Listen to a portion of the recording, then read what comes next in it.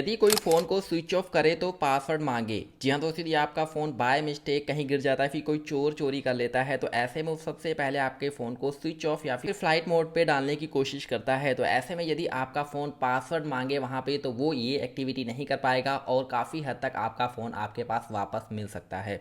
तो इस सेटिंग को आप इनेबल कर लो, क्योंकि ये वाकई में काम की है और ये सभी फ़ोन में एप्लीकेबल है, यानी कि सभी फ़ोन में आप इस सेटिंग को इनेबल कर सकते हो। तो चलो गाइस, बिना देरी के शुरू करते हैं। तो यहाँ पे आपके पास, जैसे कि मेरे पास ये फ़ोन है, आपने क्या करना है, अपने फ़ोन की सेटिंग में ही जाना है और इसके लिए कोई भी थर्ड पार्टी एप्लीकेशन को इंस्टॉल करने की नीड नहीं है।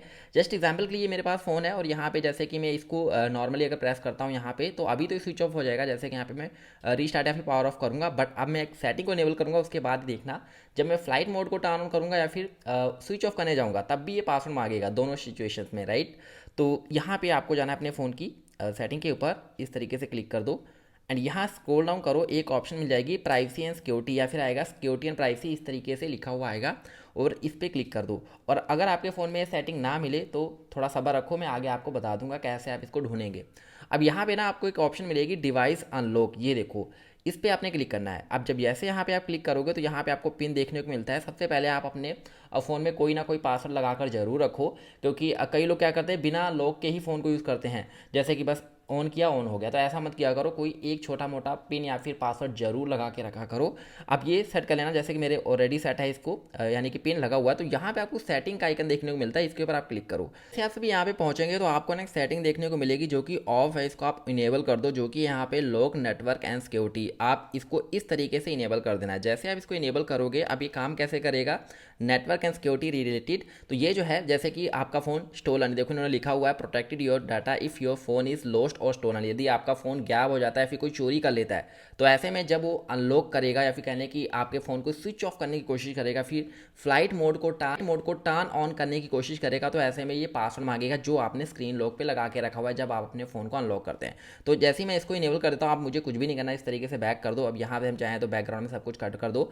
अब मैं आपको दिखाता हूँ, जैसे कि मैं यहाँ पे फ्लाइट मोड को पहले यहाँ पे लॉक कर देता हूँ, ठीक है।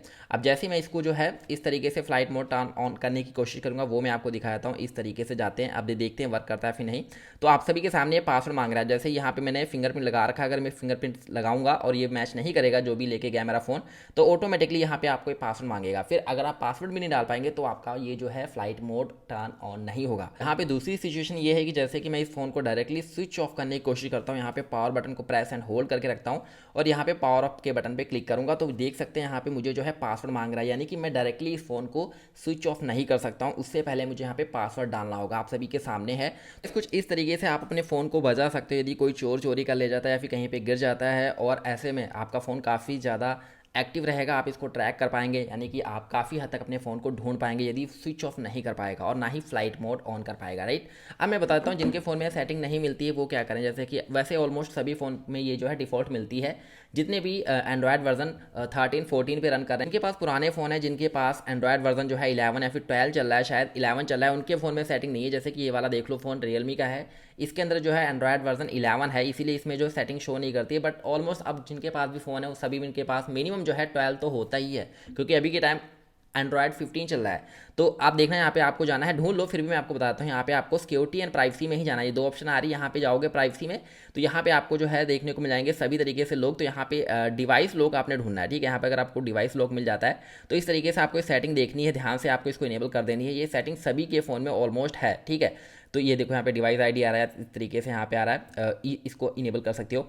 अब बैक करते हैं यहाँ पे, अगर इसमें ना मिले तो आप एक काम करो, इस तरीके से सिक्योरिटी में चले जाना, यहाँ पे आपको डेफिनेटली मिल जाएगी। सिक्योरिटी में जाके आप डिवाइस लॉक में जाके सेटिंग को ढूंढ सकते हो, जैसे कि मैं यहाँ पे आपको ढूंढ करके भी बता ही देता हूँ। इस तरीके से डिवाइस एडमिन आ रहा है, यहाँ पे आपको सेटिंग थोड़ी सी देखो, थेफ्ट प्रोटेक्शन, इस पर आप क्लिक करें और यहाँ से आप इसको इनेबल कर दोगे तो ये कोई भी चोरी करेगा आपका फोन, आपको भागेगा लेके, तो ऑटोमेटिकली लॉक हो जाएगा। तो इसको आप इनेबल कर देना, यहाँ से ये दोनों ऑप्शन आपने इनेबल कर देना है और यहाँ पे स्क्रीन लॉक को इनेबल कर दो, यानी कि ऐड स्क्रीन लॉक पासवर्ड जरूर सेट कर देना, ठीक है। होप सो गाइस ये वीडियो आपके लिए काफी ज़्यादा काम की होगी। आज इस वीडियो में इतना ही, मिलता है नेक्स्ट वीडियो में। Thank you so much guys.